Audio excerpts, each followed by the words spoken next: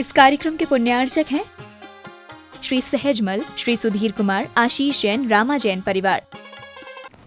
जय जिनेंद्र दर्शकों, मैं हूं अंशिका और आप सभी का स्वागत करती हूं मध्य प्रदेश के भोपाल स्थित बैरसिया में 3 से 12 सितंबर तक आयोजित हुए श्रावक संस्कार शिविर के 9वें एपिसोड में। दर्शकों, जैसा कि आप सभी को विदित है कि यह 10 दिवसीय कार्यक्रम पर्वाधिराज पर्युषण पर्व की पावन बेला पर परम पूज्य प्रशम मूर्ति मुनिश्री अजित सागर जी महाराज, एलकश्री दया सागर जी महाराज एवं एलकश्री विवेकानंद सागर जी महाराज के पावन सानिध्य में आयोजित किया गया, जो जैन कॉलोनी के श्री विद्या सागर संयम भवन में विधिवत संपन्न हुआ।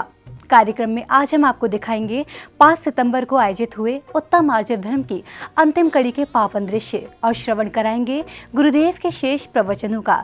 तो आइए दर्शकों, देखते हैं कार्यक्रम के मंगलमय दृश्य।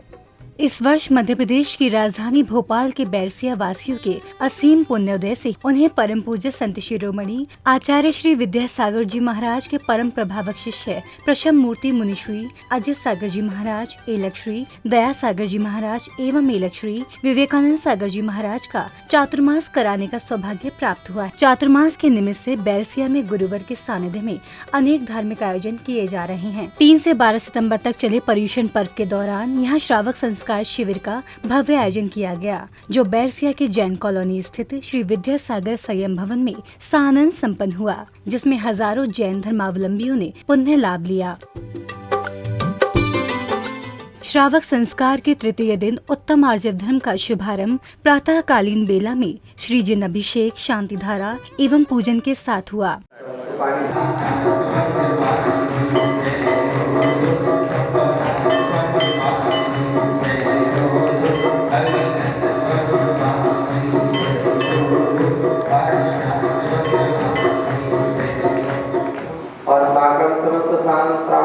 शांतिधारकर्ता परिवार समस्त उपस्थित भक्तजनां श्री शांति भट्टारक शास्त्र शासक सत्य बलाय आरोग्य करे वृद्धेश्वर सद्र शास्त्र परिषद वर्गणा किसी दक्षुणा ओम श्री विश्वाद्या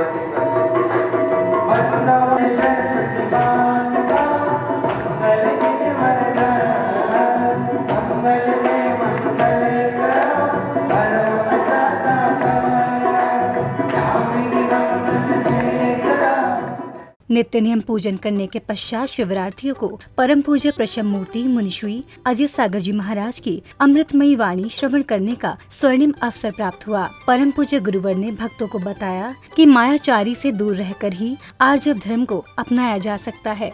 ये बताओ, रावण के पास अनेक विद्याएं थी, ठीक है नहीं थी? रावण अनेक विद्याओं को, अनेक अस्त्र शस्त्र का पारगामी था कि नहीं था?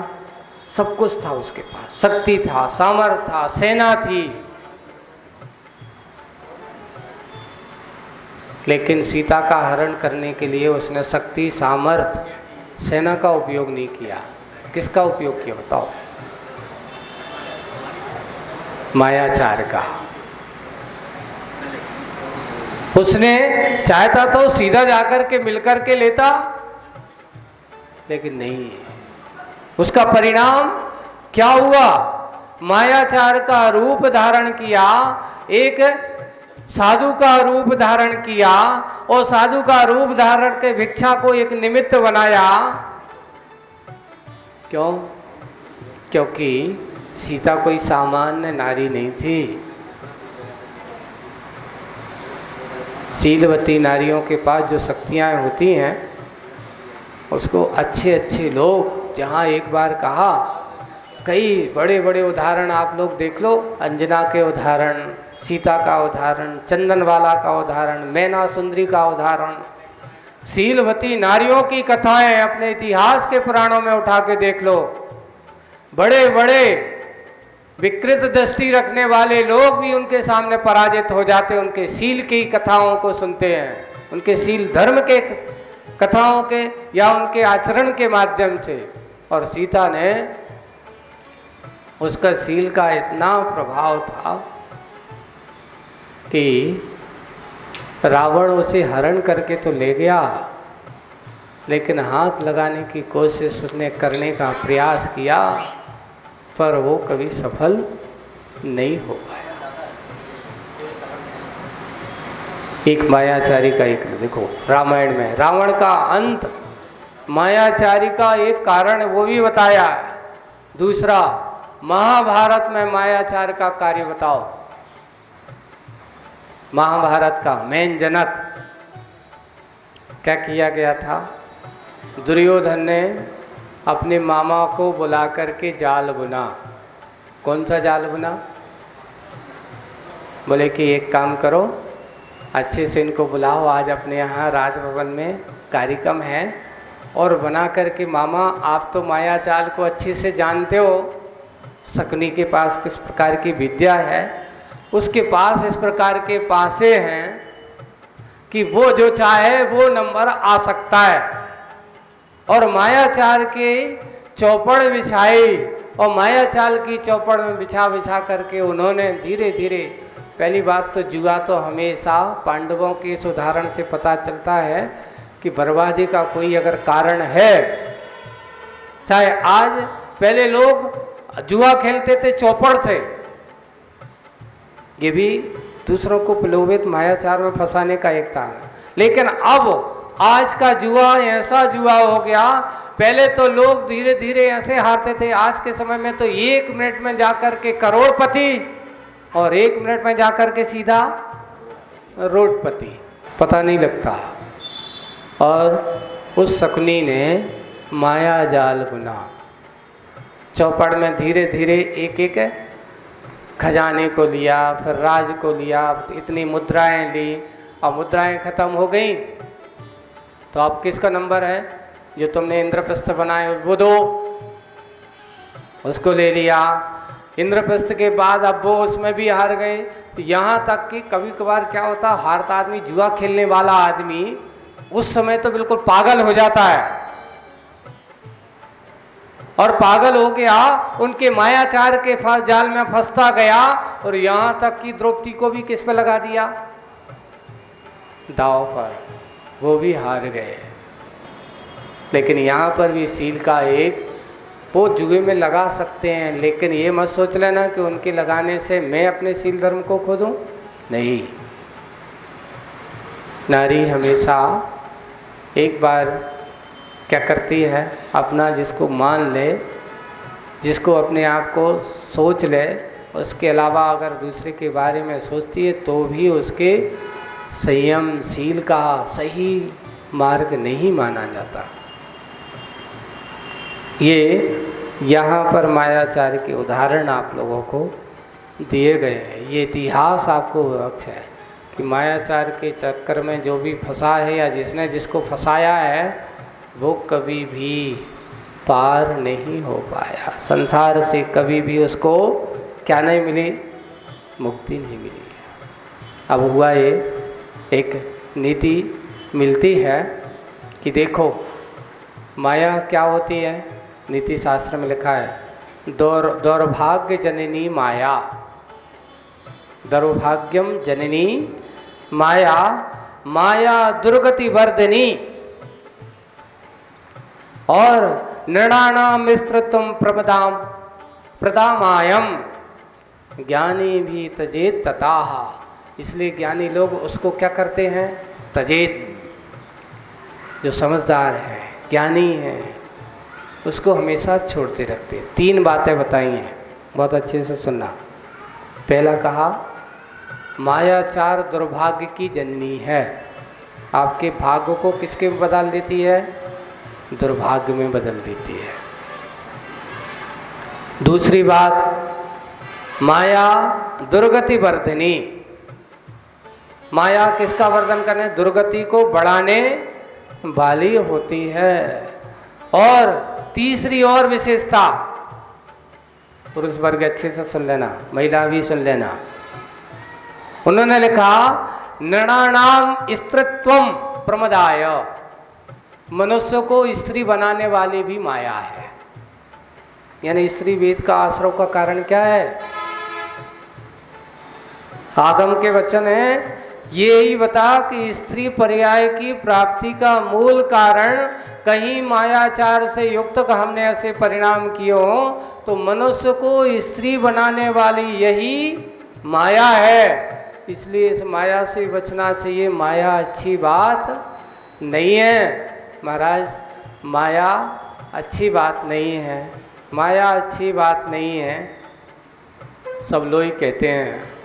लेकिन इसको आप लोग जब माया आपके घर पे आती हो, जिसे धन संपत्ति कहो, तो उसके बारे में कहा माया छाया एक सी घटे बड़े दिन रैन। माया छाया एक सी घटे बड़े दिन रैन, उनकी संगति जे लगे तिनको कहीं न सुख चैन। जो भी इनकी संगति में लगा उनको कभी सुख और चैन नहीं होता। देखो माया जब बढ़ती है आदमी को होश नहीं रहता। छाया सुबह बढ़ती तो वो सोचती कि मुझसे बड़ा दुनिया में और कोई है ही नहीं, लेकिन जैसे जैसे बढ़ती है और जब वो छाया 12 बजे होते हैं घटती है तो फिर कहती है अरे मैंने तो सोचा था कि मुझसे बड़ा दुनिया में और कोई है ही नहीं। वैसे ही माया बढ़ती है तो भी आदमी की सुख चैन नहीं, माया घटती है तो भी आदमी की दोनों में नींद हराम हो जाती है। घटने में भी आदमी सो नहीं पाता, बढ़ती है तो भी आदमी सो नहीं पाता। अब रखवारी करना है, कहीं ऐसा ना हो कोई घुस जाए, तो भी नींद नहीं आती। घट गई नहीं है तो भी सोचता रहता कि अब क्या करें, नींद नहीं आ रही, अब जो काम कैसे होगा। इसलिए सबसे अच्छे वे ही हैं जो माया के चक्कर में नहीं फंसते, माया से कोसों दूर रहते हैं। एक ही है जिनके लिए माया से कोई मतलब नहीं, मात्र अपने आप से वो जिनको मतलब होता है वो होते हैं आर्जव धर्म को स्वीकार करने वाले। और आर्जव धर्म की तुम बात करते हो, सही देखा जाए तुम लोगों के जीवन में आर्जव धर्म कभी नहीं आ सकता। क्यों नहीं आ सकता? इसलिए नहीं आ सकता क्योंकि तुमसे कहें कि छोड़ दो तो तुम छोड़ने को तैयार नहीं है। एक सेठ जी की कथा और सुना के बात पूरी करता हूँ। आज तो कथा का दिन है। एक सेठ जी जब भी जाते हैं, महाराज आशीर्वाद दे दो हम भी अपना आत्म कल्याण करें, हम भी जल्दी से आप जैसे मुनि बनकर के मोक्ष जाएं, हमें तो मोक्ष जाने हैं, ऐसा कहना अलग बात है। अब हुआ ये कि एक दिन महाराज आए और महाराज के पास वो बार बार रोज रोज आकर के कहते महाराज हमें भी आशीर्वाद दे दो, हम भी इस मोह माया से दूर हो जाएं और मुझे भी मुक्ति मिल जाए। तो उस दिन एक दिन कहते हैं महाराज ने कहा देखें तो इनकी परीक्षा तो करके देखें क्या कहते हैं। तो महाराज ने कहा देखो सेठ जी, आज रात में हम ध्यान कर रहे थे और ध्यान करते समय एक देव आया। कौन आया? एक देव आया है और उसने आकर के मुझसे कहा है कि सेठ जी तुम्हारे पास रोज आते हैं, कहते हैं कि हम भी मोह माया से दूर हो जाएं, उनसे आज कह दो कि अगर आज तुम दीक्षा लोगे तुम्हारा 10 दिन बाद मोक्ष होने वाला है। तुम्हें 10 दिन बाद क्या होने वाला है? मोक्ष होने वाला है। हमसे पहले मोक्ष जाने वाले हो, लेकिन शर्त रहेगी तुम्हें आज ही क्या लेना पड़ेगी? दीक्षा लेना पड़ेगी। वे जैसे ही आए रोज की तरह, तो उनके बोलवे के पहले महाराज बोल पड़े देखो आज बहुत बड़ा सौभाग्य है तुम्हारा,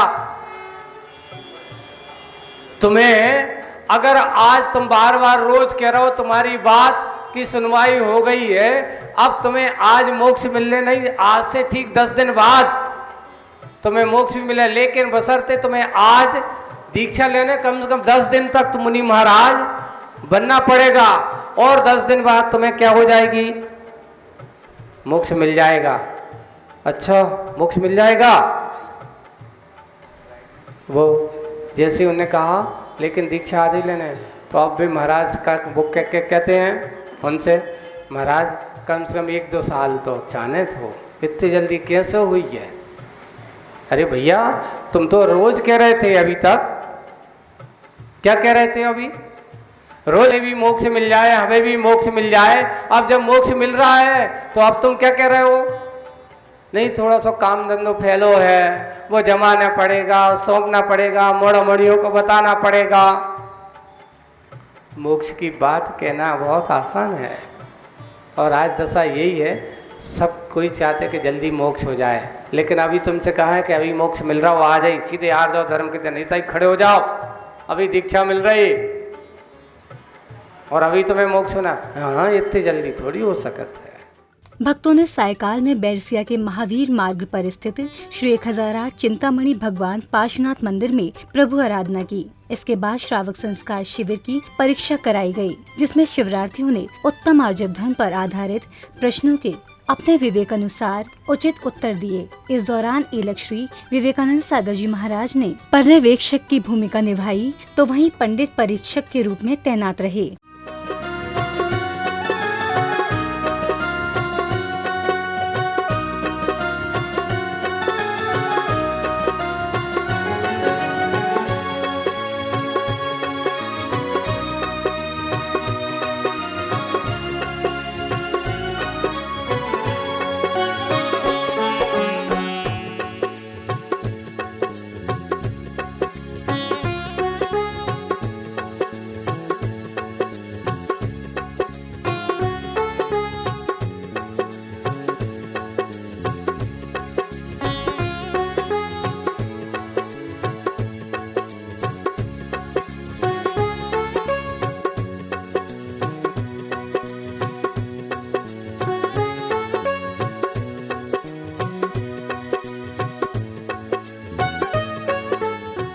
परीक्षा के बाद उपस्थित सभी शिवरार्थियों ने पूज्य गुरुवर के मार्गदर्शन में क्रमानुसार सभी दिशाओं की ओर मुख करके कायोत्सर्ग किया।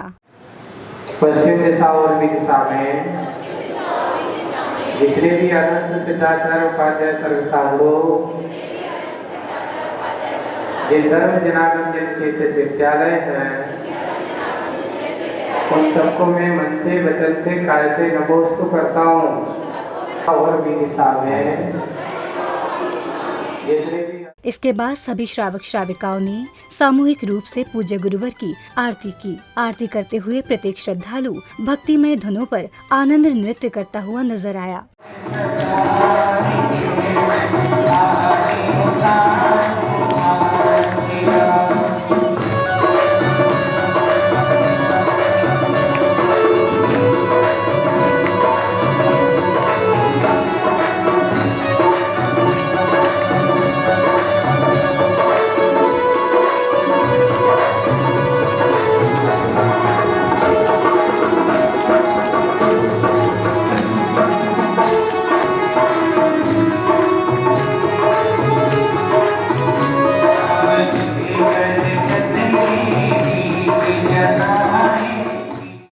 दर्शकों, अभी आप देख रहे थे श्रावक संस्कार शिविर का 9वां भाग। यह कार्यक्रम 3 से 12 सितंबर तक परम पूज्य प्रशम मूर्ति मुनिश्री अजित सागर जी महाराज, एलक श्री दया सागर जी महाराज एवं एलक श्री विवेकानंद सागर जी महाराज के पावन सानिध्य में मध्य प्रदेश की धर्म नगरी भोपाल के बैरसिया में आयोजित किया गया। पर्युषण पर्व के मंगल अवसर पर आयोजित हुए इस कार्यक्रम के आज के एपिसोड के साथ उत्तम आर्जव धर्म का समापन हो गया। अब कल से लगातार 3 दिन तक हम आपको दिखाएंगे 6 सितंबर को मनाए गए उत्तम शौच धर्म की पावन झलकियां। इसी मंगल कामना के साथ मुझे दीजिए आज्ञा और आप देखते रहिए जिनवाणी चैनल। जय जिनेंद्र। इस कार्यक्रम के पुण्यार्चक थे श्री सहजमल, श्री सुधीर कुमार, आशीष जैन, रामा जैन परिवार।